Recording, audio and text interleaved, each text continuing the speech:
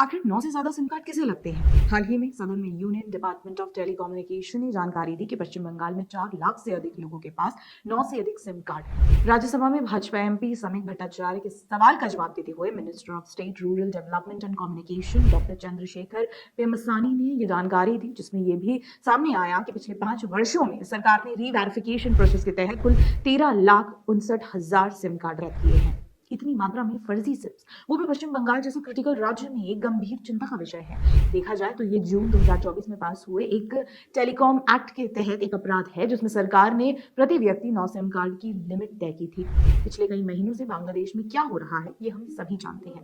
United Nations द्वारा जारी एक रिपोर्ट में भी हिंदुओं पर हो रहे अत्याचारों को स्वीकार किया गया है। ऐसे में पश्चिम बंगाल जैसे क्रिटिकल बॉर्डर राज्य में अवैध इमिग्रेशन के किस्सों में बढ़ोतरी हुई है। दिसंबर 2024 में ऐसी खबर सामने आई थी कि बंगाल के मुर्शिदाबाद में बांग्लादेशी सिम कार्ड बेचे जा रहे थे। 5,000 रुपए की कीमत वाले ये सिम कार्ड अधिकतर बॉर्डर के 5 किलोमीटर के बीच एक्टिव थे। वहीं फॉरेन कार्ड होने की वजह से भारतीय सरकार इन्हें ट्रैक नहीं कर सकती। स्मगलर्स और अवैध बांग्लादेशी के बीच लोकप्रिय ये SIM cards border security force के लिए एक बहुत बड़ा सिरदर्द बनकर उभरे थे और अभी 4 लाख से अधिक लोगों के पास 9 से अधिक सिम कार्ड्स एक्टिव हैं।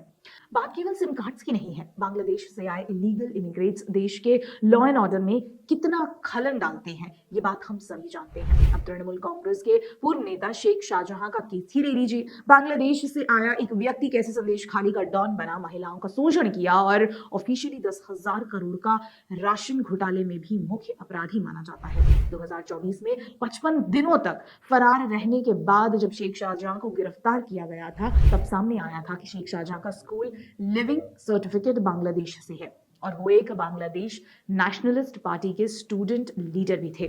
बांग्लादेश में untraceable SIM cards, Bangladeshi SIM cards और फेक इंडियन सिम कार्ड्स का कनेक्शन केवल इलीगल इमिग्रेशन तक सीमित नहीं है। इसका कनेक्शन अक्सर फेक करेंसी स्मगलिंग में भी देखा गया है।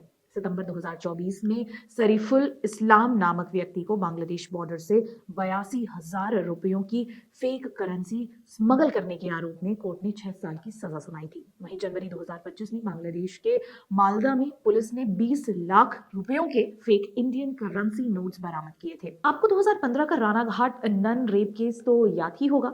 14 मार्च 2015 को बंगाल के कॉन्वेंट में 71 वर्षीय नन का गैंग रेप 6 बांग्लादेशियों ने किया, लेकिन आरोप लगा आरएसएस पर।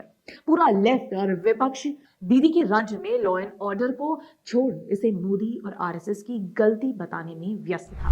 नन का रेप, लेकिन राज्य सरकार निर्दोष। शेख शाहजहां जो एक टीएमसी नेता है, वो घोटाला करे, महिलाओं का शोषण करे, पर टीएमसी निर्दोष। बंगाल देश में फेक करेंसी का बड़ा हब बने, पर राज्य सरकार निर्दोष। इन सब में 2 ही कॉमन थ्रेड हैं। एक है फिसड्डी, लॉ एंड ऑर्डर, और दूसरा है बांग्लादेशी इलीगल इमिग्रेंट्स। ऐसे में पश्चिम बंगाल में 4 लाख से अधिक लोगों के पास 9 से ज्यादा सिम कार्ड एक्टिव रहना चिंता का विषय है। लेकिन आखिर ममता दीदी की जिम्मेदारी क्या है इस विषय में? क्या केवल राज्य बजट में से 5,000 करोड़ माइनॉरिटीज को गिफ्ट करना, या अपने राज्य और देश की सिक्योरिटी के प्रति भी कोई फर्ज बनता है उनका?